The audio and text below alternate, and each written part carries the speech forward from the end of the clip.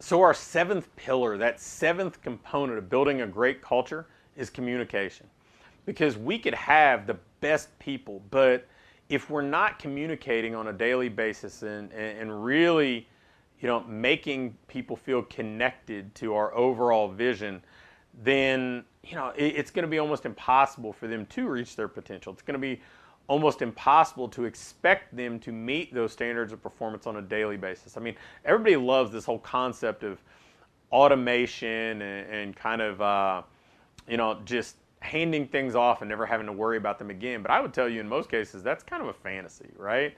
I mean, really what we're trying to do is we're trying to relate to our people, in a personal way, because we want to feel connected to them as people, not just as, team members who are just here to do a job, but we want to understand them as just human beings. We want to connect with them in that way. So we want to relate to them, but then we also want to make sure that we're relating the vision to them and the values to them on a regular basis, so they feel connected to that. So they're never really drifting and kind of getting off track and not necessarily staying true to what our overall vision for the business is.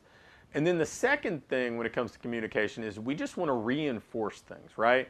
We want to reinforce what our values are. We want to reinforce what our processes are, what our standards of performance are, what our vision and the what we're trying to accomplish and why is.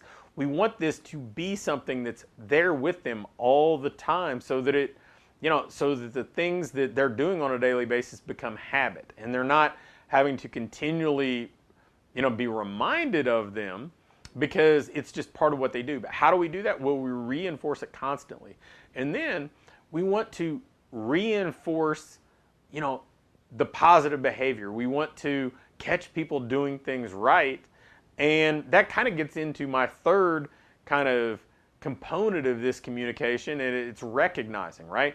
We want to recognize the wins. We want to recognize the successes because, again, we're trying to reinforce positive behavior. We're trying to recognize people when, they do meet or exceed those standards of performance, when they do make decisions that align with our values, when they find ways to raise our standards or create processes or systems that help us meet our standards more easily or even exceed them and change what our standards are even going to be.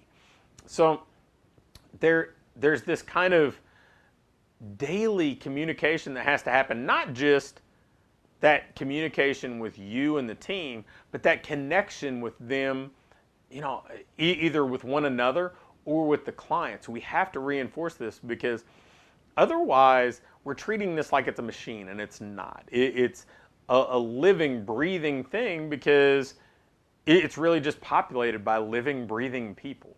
So a business is far from a machine. And when you hear people use that analogy, I think it's naive. I think it's foolish because we're dealing with the human element. And if you're not communicating on a regular basis, you're setting people up to fail.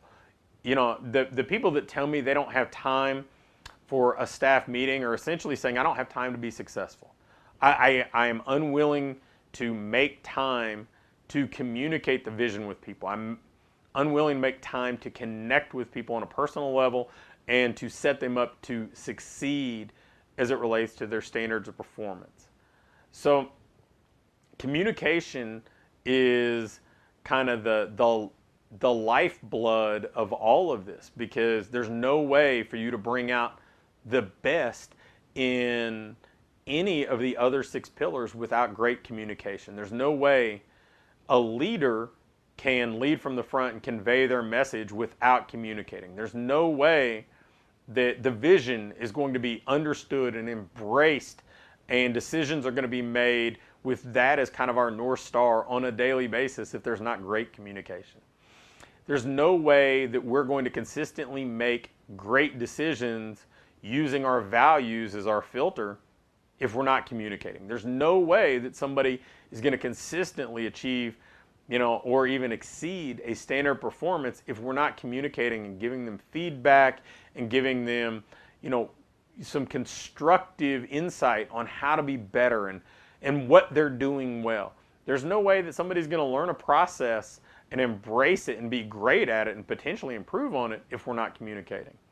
And in truth, there's no way that great people are going to stick around with us if they don't feel connected to you and connected to the overall vision. So hopefully, I kind of drove that point home with communication because it's that important. If you don't have that, there's just no way that you're going to be successful over the long haul. So hopefully that makes a lot of sense to you. And hopefully this whole kind of 7-component or 7-pillar approach to building a great culture makes a lot of sense to you too.